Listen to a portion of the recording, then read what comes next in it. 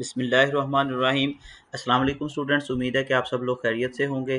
तो last lecture के अंदर हमने फ़ंक्शन के बारे में डिस्कशन की थी, जिसमें हमने देखा था कि फ़ंक्शन बेसिकली होते क्या हैं, हम फ़ंक्शन क्यों बनाते हैं, और फ़ंक्शन की दो वेरिएशंस थी, जिसमें फ़ंक्शन विद पैरामीटर और फ़ंक्शन विदाउट पैरामीटर को हमने डिस्कस किया था विद एग्जांपल। आज हम फ़ंक्शन की एक तीसरी वेरिएशन है फ़ंक्शन विद रिटर्न स्टेटमेंट। मैं कल वाले लेक्चर को भी ज़रा रिवाइज़ कर देता हूँ और आज हम अपना जो है वो देखेंगे। बेसिकली हमारे पास फंक्शन के बारे में मैंने कल भी बताया था कि ऐसा कोड या ऐसा ब्लॉक जो बार बार प्रोग्राम के अंदर इस्तेमाल होता है, तो हम उसको बार बार इस्तेमाल करने की बजाय क्या करते हैं, एक ब्लॉक की सूरत में बना देते हैं और उस ब्लॉक को एक नाम दे देते हैं। तो वो ब्लॉक जो है, जब उसको कोई नाम दे दिया जाता है, तो अब हमने उसको रीयूज़ करना है।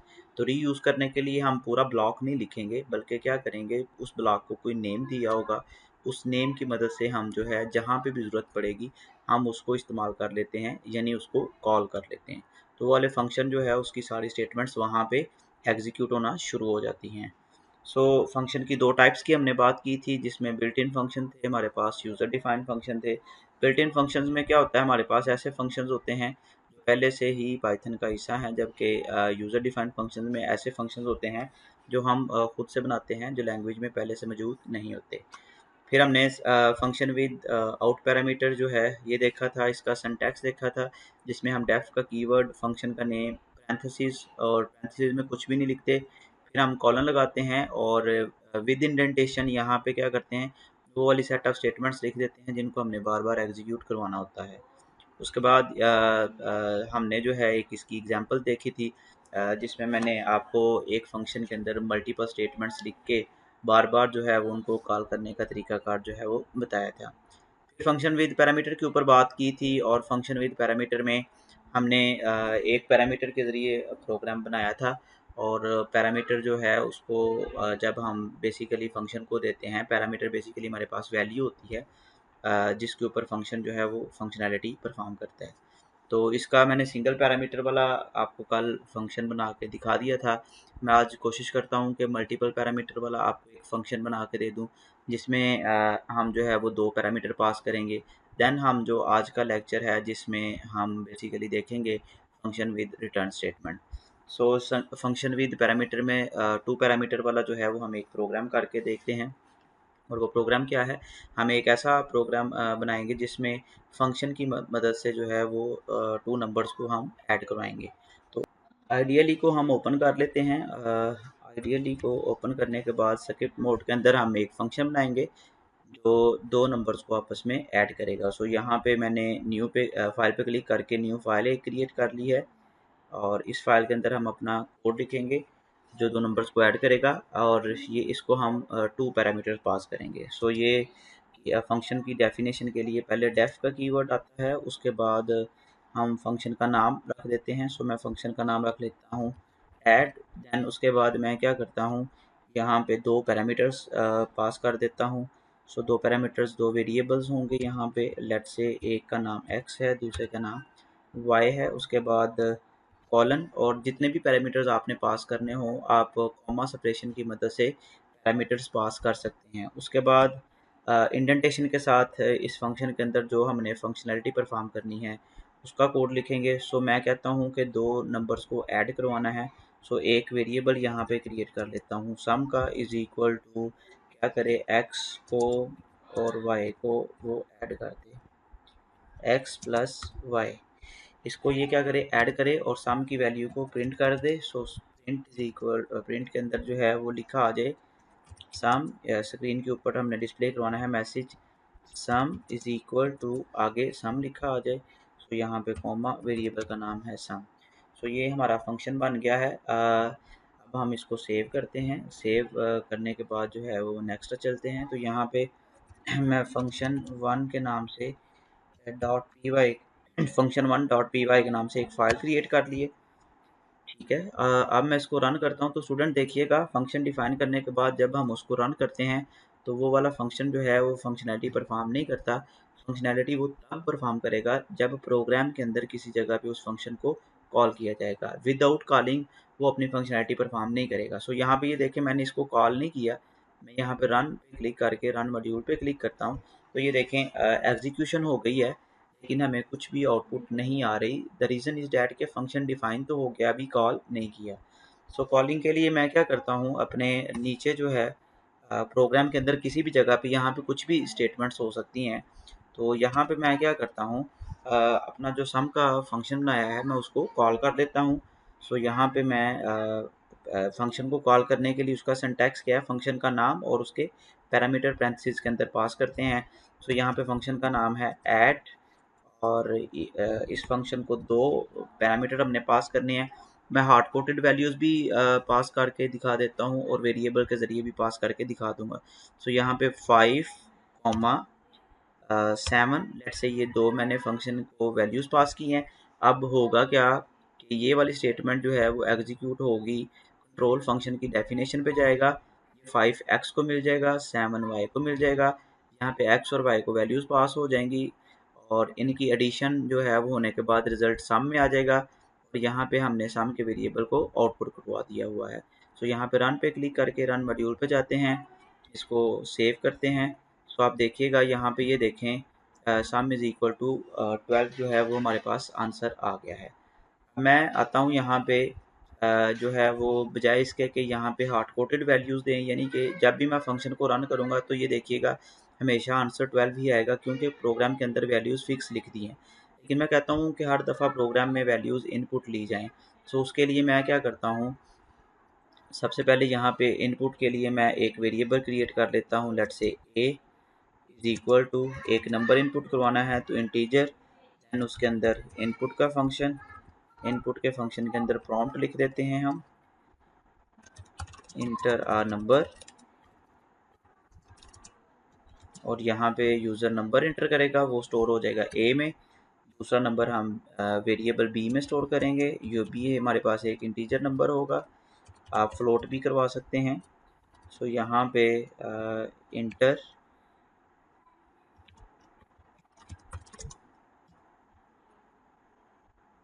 Inter number once again statement आएगी।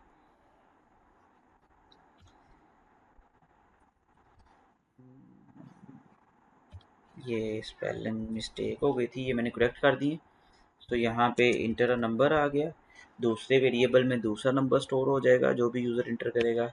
देन मैं फंक्शन को कॉल करता हूँ, फंक्शन का नाम है ऐड, और अब यहाँ पे हार्ड कोडेड वैल्यूज़ नहीं होंगी। अब यहाँ पे वो नंबर किन के पास हैं, ए और बी, यानी यूज़र जो भी वैल्यू इंटर करेगा, पहली वैल्यू ए में, दूसरी वैल्यू बी में, और फंक्शन के अंदर वो वैल्यूज़ ए और बी जो है वो लेके फंक्शन की डेफिनेशन में जाएगा। जो वैल्यू ए की होगी वो एक्स को मिल जाएगी, जो वैल्यू बी की होगी वो वाई को मिल जाएगी, और अकॉर्डिंगली कैलकुलेशन हो जाएंगी। सो इसको सेव करते हैं और रन करते हैं। यहाँ पे देखें लिखा आ गया इंटर आ नंबर। सो मैं यहाँ पे नंबर 40 दे देता हूँ, फिर आ गया इंटर नंबर, यहाँ पे मैं 30 दे देता हूँ, तो सम इज़ इक्वल टू 70। इसका इनपुट का फ़ायदा क्या हुआ कि मैं यहाँ पे जैसे ही दोबारा से रन करता हूँ तो मैं अपनी मर्ज़ी से नई वैल्यूज़ इंटर कर देता हूँ। ये देखिएगा मैंने 2 नई वैल्यूज़ दी हैं, तो कैलकुलेशन उन 2 नई वैल्यूज़ पे हो गई हैं। उम्मीद है स्टूडेंट्स कि आपको जो है इसकी समझ आ गई होगी। अभी जो है वो हम विद रिटर्न स्टेटमेंट देखेंगे फंक्शन कैसे बनाए जाते हैं। सो सबसे पहले रिटर्न स्टेटमेंट वाले का हम सिंटैक्स सीख लेते हैं। सो हमारे पास फंक्शन विद रिटर्न स्टेटमेंट का मतलब क्या होता है, अभी आप गौर करें तो हमारा फंक्शन जो है जब कॉल किया जाता है तो वैल्यू लेके जा रहा है, और वहाँ पे कैलकुलेशन होने के बाद जो है वो सारा फंक्शन परफॉर्म हो जाता है और कंट्रोल वापस इधर आ जाता है। कंट्रोल वापस इधर आ जाता है, लेकिन फंक्शन साथ में कुछ लेके नहीं आ रहा। लेकिन हम चाहते हैं कि फंक्शन जो है कॉलिंग के वक्त कुछ वैल्यूज़ लेके जाए और फंक्शनैलिटी परफॉर्म करने के बाद वहाँ से कुछ वैल्यू लेके भी आए। तो वैल्यूज़ को लेके आने के लिए हम क्या करते हैं, फंक्शन के एंड वाली स्टेटमेंट जो है वो रिटर्न स्टेटमेंट लिख देते हैं। तो रिटर्न की स्टेटमेंट क्या करती है, वो वैल्यू या एक्सप्रेशन जो कैलकुलेट होती है वो वाला रिज़ल्ट लेती है और वापस फंक्शन के पास आ जाती है कि ये वाली वैल्यूज़ आपने दी थी, उनका ये वाला रिज़ल्ट है। सो अब आप कहेंगे सर इसका फ़ायदा क्या है, तो बेटा बहुत ज़्यादा दफ़ा हमें क्या करना पड़ता है, एक फंक्शन की कैलकुलेटेड वैल्यूज़ को कैलकुलेट करवाने के बाद वो जो रिज़ल्ट होता है ना, वो हो सकता है कि किसी दूसरे फंक्शन को हमने भेजना हो, ताकि उस अपडेटेड रिज़ल्ट की मदद से जो है वो कोई नई नई कैलकुलेशंस की जा सकें। सो उस सूरत में हमें क्या करना पड़ेगा, हमें एक फ़ंक्शन से कोई वैल्यू जो है वो रिटर्न करवानी पड़ेगी। जब वो वैल्यू रिटर्न होके हमारे पास आ जाएगी, देन हम उसके साथ कुछ भी कर सकते हैं। उस वैल्यू को किसी दूसरे फ़ंक्शन के पास भेज सकते हैं। उस वैल्यू के वैल्यू को अपने प्रोग्राम के अंदर किसी भी तरीके से हम यूज़ कर सकते हैं। सो हम इसका सिंटैक्स देखते हैं, फिर मैं आपको एग्जांपल की मदद से जो है ये समझा देता हूँ। सो सिंटैक्स इसका क्या है, हमने उसी तरह से फ़ंक्शन की डेफिनेशन करनी है। डेफ के कीवर्ड से फ़ंक्शन का नाम, और अगर पैरामीटर्स हैं तो पैरामीटर्स आ जाएंगे, अगर पैरामीटर्स नहीं हैं तो नहीं आएंगे। एंड पे कॉलन आ जाएगा, फिर हमारा कोड आ जाएगा, और एंड वाली स्टेटमेंट जो है वो बेसिकली रिटर्न स्टेटमेंट लिखी जाती है। रिटर्न में क्या लिखा जाता है, रिटर्न का कीवर्ड लिखा जाता है, और वो वाली वैल्यू लिखी जाती है, या एक्सप्रेशन लिखी जाती है, या वेरिएबल लिखा जाता है जिसके पास हमारा रिज़ल्ट होता है, या वैल्यू होती है जिसको हमने जहाँ पे फंक्शन को कॉल किया हुआ है वहाँ लेके जाना होता है। सो यहाँ पे वो वाली वैल्यू वेरिएबल के अंदर भी स्टोर की जा सकती है, यहाँ पे कोई एक्सप्रेशन भी हो सकती है। सो ये वाला रिटर्न का कीवर्ड जो है ये क्या करेगा, यहाँ से फंक्शन में कैलकुलेशन करने के बाद कोई एक वैल्यू जो है वो वहाँ पे लेके भी जाएगा। सो हम यहाँ पे एक फंक्शन क्रिएट कर लेते हैं जो क्या करेगा, दो नंबर्स को आपस में मल्टीप्लाई करेगा। सो यहाँ पे दो नंबर्स को आपस में मल्टीप्लाई करने के लिए हम वापस आइडियली में आ जाते हैं और प्रोग्राम को क्रिएट करते हैं। लेकिन अब जब हम फंक्शन के ज़रिए ये काम करेंगे तो वो फंक्शन विद रिटर्न स्टेटमेंट होगा। सो यहाँ पे आप देखिएगा, फंक्शन डेफिनेशन करनी है जब भी आपने, वो शुरू में ही करनी होती हैं टॉप पे, या एक सादा सा रूल याद रखें कि फंक्शन डेफिनेशन पहले करनी है, फंक्शन कॉलिंग बाद में करनी है। आप ज़रूरी नहीं है कि फाइल के शुरू में ही फंक्शन लिखें, आप यहाँ पे भी फंक्शन को जो है वो डिफ़ाइन कर सकते हैं, लेकिन इससे पहले कॉल नहीं करना, फिर आपने इसके बाद ही कॉल करना है, ठीक है। सो बेहतर अप्रोच ये है कि हम शुरू में सारे फंक्शन डिफ़ाइन कर देते हैं, और फिर थ्रू आउट द प्रोग्राम पूरी फाइल के अंदर जहाँ पे हमें किसी फंक्शन की ज़रूरत पड़ती है हम उसको इस्तेमाल कर लेते हैं। सो यहाँ पे मैं एक दूसरा फंक्शन क्रिएट कर लेता हूँ। ज़रूरी नहीं है स्पेसिस देना, मैं सिर्फ रीडेबिलिटी को इम्प्रूव करने के लिए स्पेसिस दी हैं ताकि आपको पढ़ने में आसानी रहे। सो यहाँ पे डेफ के कीवर्ड के बाद स्पेस और फंक्शन का नाम रख देते हैं MUL, और इसको हम दो पैरामीटर पास करेंगे। इसको हम दो पैरामीटर लेट से हम पास कर देते हैं M, N। अच्छा, आप यहाँ पे एक्स और वाई भी पास कर सकते थे इसको। ये यहाँ पे जहाँ पे MN लिखा है, इनका ताल्लुक ऊपर वाले एक्स वाई के साथ नहीं था होना। अगर यहाँ पे हम दोबारा से एक्स वाई लिख देते थे तो कोई फ़र्क नहीं था आना। वो एक्स वाई जो है वो ऐड के फंक्शन के है, यहाँ पे जो एक्स वाई होने थे वो बेसिकली MUL फंक्शन के होने थे। तो नेम सेम भी हो सकते हैं, डिफरेंट भी हो सकते हैं। ये एक नया टॉपिक है, मैं भी उसकी तरफ नहीं जा रहा, बहरहाल आप सेम रख सकते हैं, उससे कोई फ़र्क नहीं पड़ता। उसके बाद हम कॉलन लगाएंगे और ये वाला फंक्शन जो है वो डिफ़ाइन करेंगे। सो यहाँ पे डिफ़ाइन करने के लिए जो है वो मैं एक वेरिएबल क्रिएट कर लेता हूँ मल्टी का, और इज़ इक्वल टू, इसके अंदर मैं क्या करूँगा, m मल्टीप्लाई बाय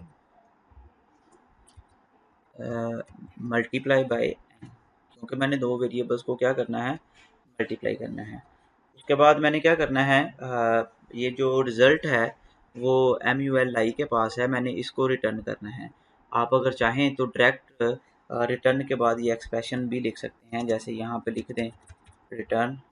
मैं एक मिनट, चूँकि इंडेंटेशन की वजह से एरर आ जाता है, तो मैं यहाँ से ये देखें रिटर्न, उसके बाद आप एक्सप्रेशन लिख दें डायरेक्ट। ये क्या करेगा, मल्टीप्लिकेशन करने के बाद वहाँ पे रिज़ल्ट हमें प्रोवाइड कर देगा जहाँ पे हमने फंक्शन को कॉल किया होगा। अगर आप ऐसे करेंगे तो भी हो जाएगा, मैं दोनों तरीक़ों से करके दिखा देता हूँ। मैं एक वेरिएबल के अंदर कैलकुलेशन स्टोर करके भी दिखा देता हूँ, और मैं डायरेक्ट एक्सप्रेशन को रिटर्न करके भी दिखा देता हूँ। तो पहले हम एक्सप्रेशन का देख लेते हैं। सो यहाँ पे मैंने क्या किया, इसको सेव कर लिया है, और फंक्शन को अब हम क्या करेंगे, कॉल करेंगे।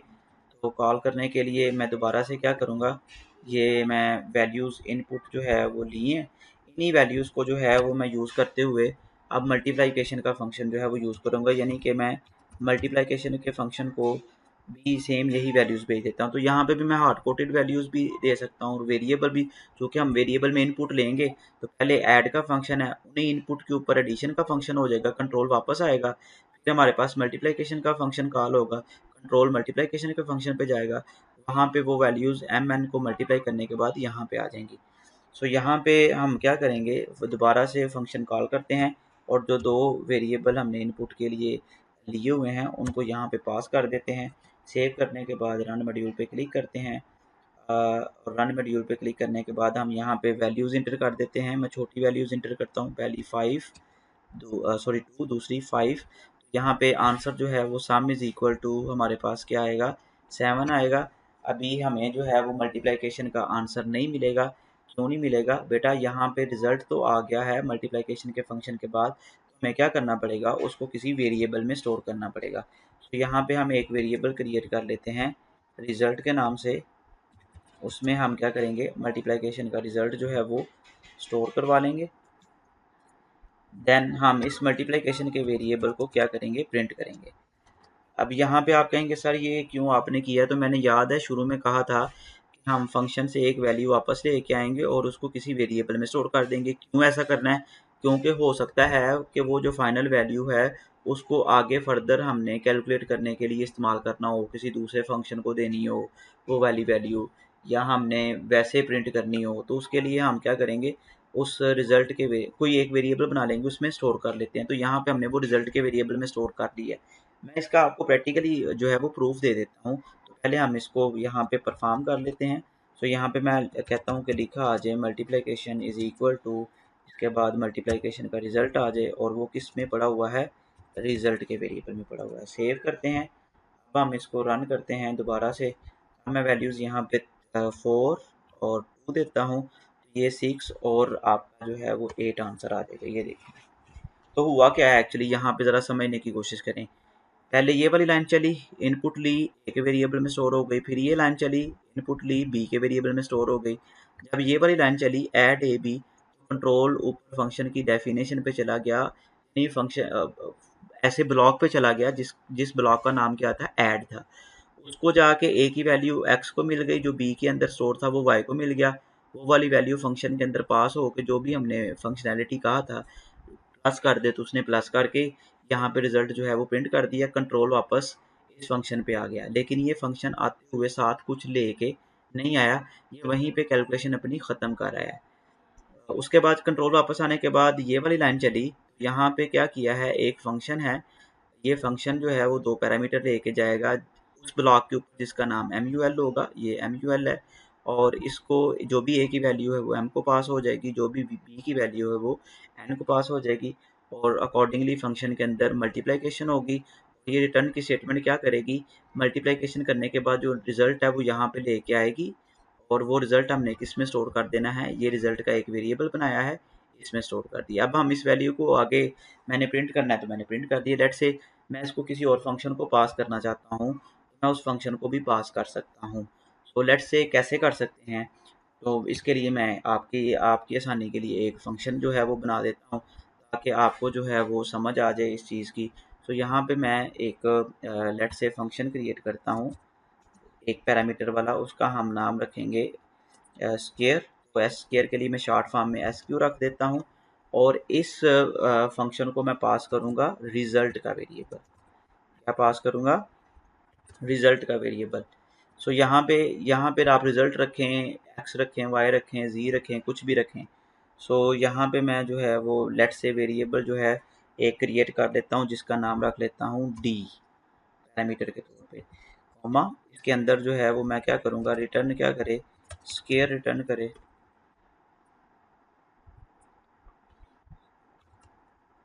स्केयर रिटर्न करे तो स्केयर कैसे रिटर्न होगा, D multiply by D, D को डी के साथ मल्टीप्लाई करेगा तो स्केयर बन जाएगा।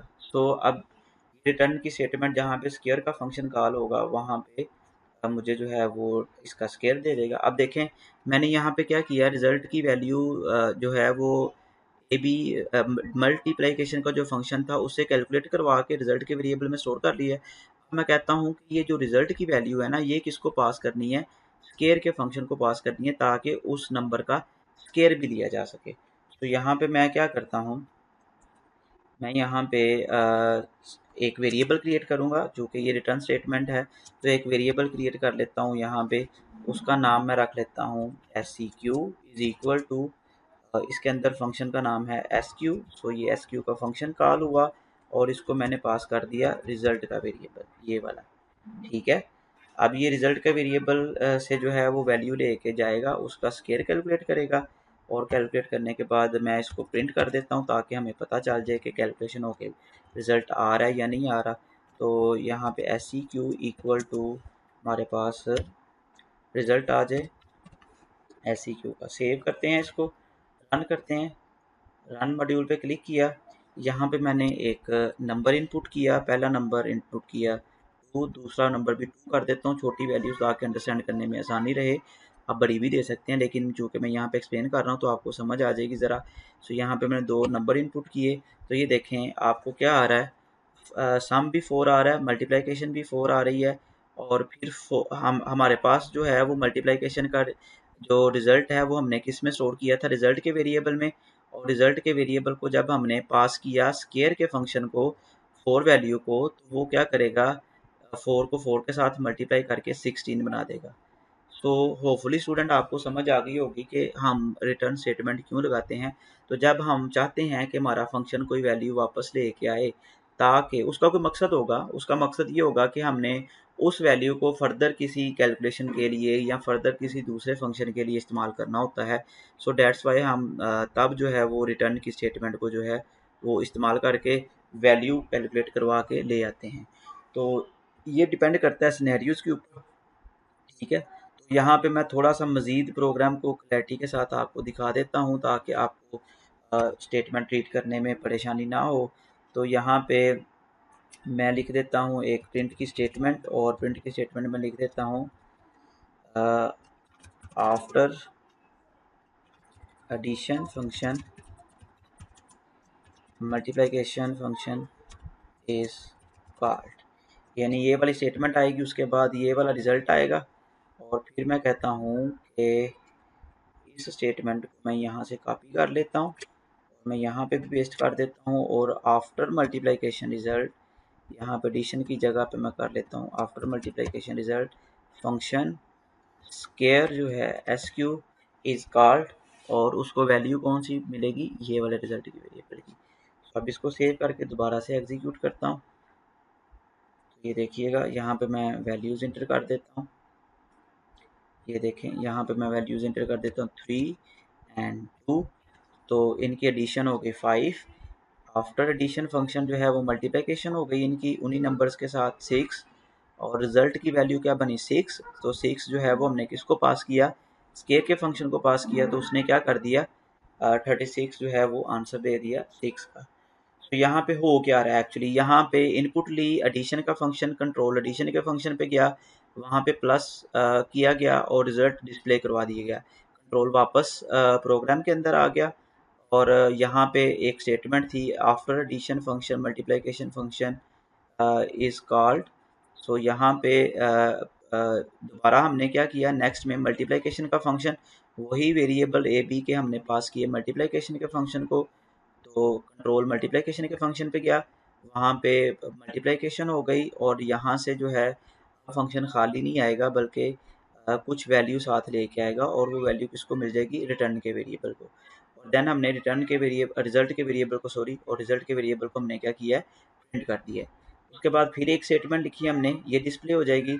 और आफ्टर दिस स्टेटमेंट हमने क्या किया कि ये जो रिज़ल्ट का वेरिएबल था इसमें जो वैल्यू थी, अब हमने एक फंक्शन था हमारा स्केयर का, हमारी नीड थी लेट से इसका स्केयर कैलकुलेट करना है, तो हमने क्या किया, स्केयर के फंक्शन को ये वाली वैल्यू पास कर दी, और कंट्रोल स्केयर के फंक्शन पे गया, वहाँ पे वैल्यू पास होने के बाद स्केयर जो है वो कैलकुलेट होगा, और जो भी स्केयर कैलकुलेट होगा वो यहाँ पे आके SEQ के वेरिएबल के अंदर स्टोर हो जाएगा। देन हमने उसको क्या कर लिया है, प्रिंट कर लिया है। सो आई होपफुली स्टूडेंट आपको मल्टीपल पैरामीटर्स के साथ रिटर्न स्टेटमेंट के साथ जो है वो प्रोग्राम्स की समझ आ गई होगी। सो मिलते हैं नेक्स्ट लेक्चर में। अल्लाह हाफिज़।